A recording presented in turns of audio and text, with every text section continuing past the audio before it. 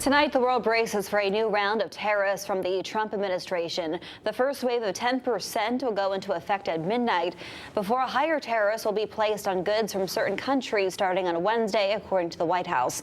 But those have already had ripple effects in the days leading up to them and divided business and economic leaders across the board.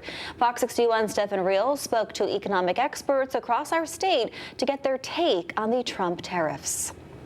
I don't see it as an economy killer. The mayhem has just begun. Two Connecticut professors, two vastly different points of view of what lays ahead with President Trump's tariff plan. By the end of Friday, all major indexes at the stock market fell by more than 5%. Dow Jones alone tanked by more than 2,200 points.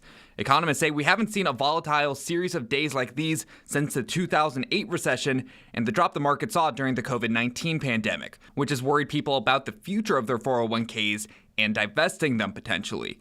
But while Southern Connecticut State University professor James Thorson says it's best to hold out until the stock market levels, Quinnipiac professor Mohammed Elahi says there really isn't another option. If I was a young person, for example, and had many years to retirement, I would keep stocks in my 401k because really you need growth that offsets inflation. And that's the big risk you have in the long run is inflation risk. And stocks really are one of our best hedges against inflation. If people want to take some money that is already invested, they have to pay a huge penalty plus back taxes. So it does not make any sense.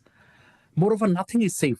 Tariffs are expected to raise the prices of food, clothes, phones, and cars. How much will remain to be seen, according to the professors. The goal from the Trump administration has been to return manufacturing to the U.S. by use of the tariffs. But whether this will work or not is still in question. We had some trade issues with Japan back in the 1980s, and one of the ways they responded was to build car plants in the United States. Maybe they might decide to do some investment to get around the tariffs by building stuff here in the U.S. I respectfully disagree, because if you want to set up a factory in the USA, you also need support industries. If they try to make everything in the US, the price will be so high and we simply wouldn't be able to compete in the global market. In Hartford, Stephen Reals, Fox 61.